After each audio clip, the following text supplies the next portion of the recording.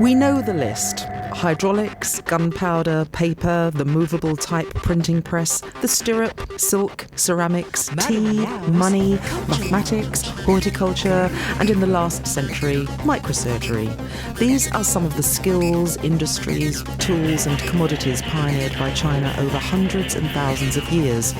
Francis Bacon died not knowing that the three inventions he regarded as doing the most to give birth to the modern world out of the feudal, paper, printing and gunpowder, were Chinese in origin. The Industrial Revolution of Great Britain in the 18th and 19th centuries changed the world, but it was only made possible by advanced techniques in agriculture which freed up land labour and fed it into the industrial leviathan. So where did these advances in agriculture come from?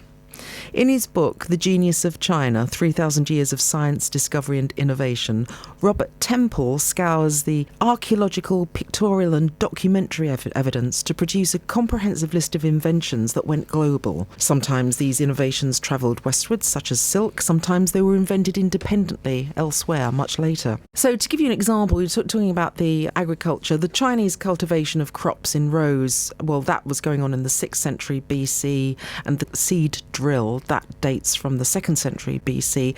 That predates Jethro Tull's seed drill by about 2,000 years. And that was a breakthrough when, at the beginning of the 18th century, when he devised a seed drill that was actually very fragile. Likewise, the iron plough with a mouldboard, introduced to Europe by Dutch sailors from the east and brought to England when the Dutch were hired to drain the East Anglian fens and Somerset moors.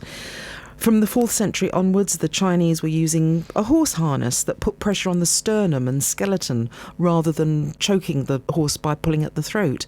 Without these, the European labour force would never have been available to be taken off the land and sent into the factories. I was amazed that even the basic design of the steam engine was Chinese. There was a rudimentary one in China that's been dated at 1551, as well as one in Italy in 1629. And also, Europeans, we were great seafarers. That's why we were able to have all our empires. We were able to travel the seas due to the Chinese rudders, the compass and other nautical methods of navigation, without which that journey to the New World might never have happened. I quite like the idea as a big laboratory of global cross-fertilisation across boundaries of geography and time, providing human beings with what we need to build a better world that benefits all the world's inhabitants. Well, I can dream. That's not too much to ask, is it?